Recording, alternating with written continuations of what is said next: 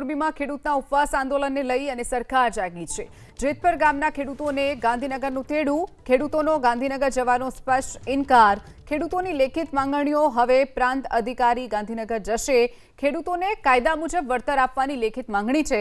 પાક નુકસાનીનું વળતર આપવા ખેડૂતોએ માંગ કરી છે, તો ઉર્જા વિભાગ ખેડૂતોના હિતમાં નવો પરિપત્ર બહાર પાડે તેવી પણ ખેડૂતોની માંગ છે। ખેડૂતોને સરકાર તમામ પ્રશ્ને હકારાત્મક અભિગમ અપનાવે તેવી પણ આશા છે।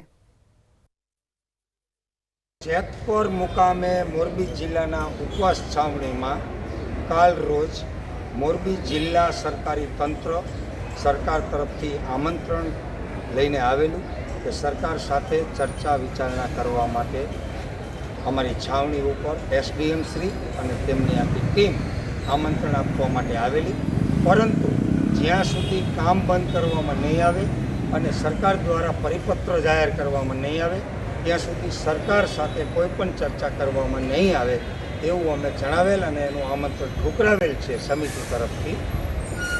અને સાથે સાથે અમારી જે ખેડૂતોની માગણીઓ છે એ લેખિતમાં અમે સરકારશ્રીને મોકલેલી છે અને અમને 2 થી 3 દિવસનો સમય આપવામાં આવ્યો છે।